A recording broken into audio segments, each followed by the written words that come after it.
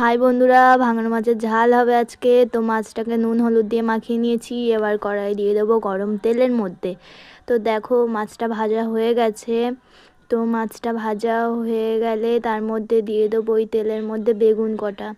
বেগুনগুলো ভেজে নেবো একটু ভালোভাবে, কারণ বেগুন আগে দিয়ে দিলে বেগুনটা গলে যেতে পারে। বেগুনটা ভাজা হয়ে গেলে তার মধ্যে একটু আমি জিরে ফোড়ন দিয়ে দিয়েছি। তো সেই তেলের মধ্যে আমি পেঁয়াজ, টমেটো, কাঁচা লঙ্কা, টমেটোটা আগে দেবো না, আগে পেঁয়াজ আর কাঁচা লঙ্কাটা দিয়ে ভালো করে কষে নিয়ে তারপরে টমেটোটা দিয়ে দেবো। তো দেখতে থাকো তোমরা। আমি আগে টমেটোটা দিলাম না, তারপরে দেখো একটু একটু লাল লাল হয়ে গেলে মাখো মাখো হয়ে গেছে, আমি টমেটোটা দিয়ে দিয়েছি। সেই ক্লিপটা আমি দেখাতে পারিনি।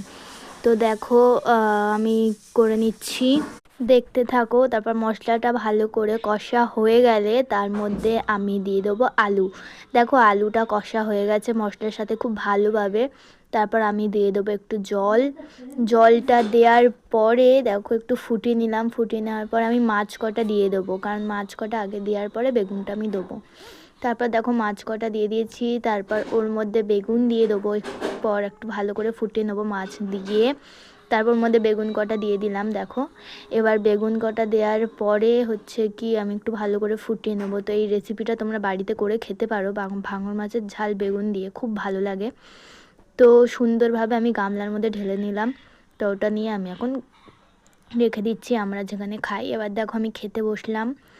তো খেতে বসার পরে জাস্ট কি সুন্দর হয়েছে দেখো। আমি আমার বাবার রিভিউটা বলছি, দারুণ হয়েছে। আলুগুলো একদম সুন্দরভাবে গলে গেছে। তো ঘরে বানিয়ে খেতে পারো।